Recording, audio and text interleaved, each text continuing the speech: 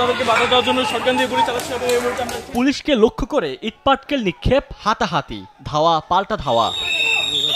পুলিশের সঙ্গে কোটা সংস্কার আন্দোলনকারীদের হাতাহাতি। বৃহস্পতিবার বিকেল 3:30টার দিকে ঢাকা চট্টগ্রাম মহাসড়ক অবরোধ করতে নামে কুমিল্লা বিশ্ববিদ্যালয়ের শিক্ষার্থীরা।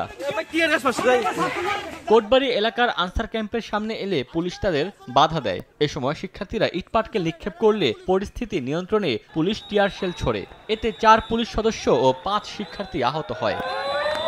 চট্টগ্রামে কোটা আন্দোলনকারীরা মিছিল বের করলে পুলিশের বাধার মুখে পড়েন। পরে পুলিশের সঙ্গে হাতাহাতি ও ধাক্কাধাক্কি হয় তাদের। সিলেট ও রংপুরেও পুলিশের সঙ্গে ধাক্কাধাক্কি হয় আন্দোলনকারীদের। সাভারে জাহাঙ্গীরনগর বিশ্ববিদ্যালয়ের শিক্ষার্থীরা ঢাকা আনিচা মহাসড়ক অবরোধ করতে চাইলে পুলিশ বাধা দেয়। পরে রাস্তায় অবস্থান নিয়ে বিক্ষোভ করে শিক্ষার্থীরা। নগদের কাছে সব গ্রাহকই প্রিয়, তাই তো সারা দেশে ক্যাশ আউট চার্জ সবচেয়ে কম। নির্বাহী বিভাগ থেকে একটা আশ্বাস দেওয়া হোক, তাহলে আমরা এই রাজপথ থেকে ছেড়ে যাব। যে সমস্যাটি হয়েছিল সেই সমস্যাটি আমরা সাধারণ শিক্ষার্থী দায়ী না, এখানে তৃতীয় পক্ষ ঢোকার কারণে, তারা বাধা দেওয়ার কারণে এই পরিস্থিতি হয়েছিল।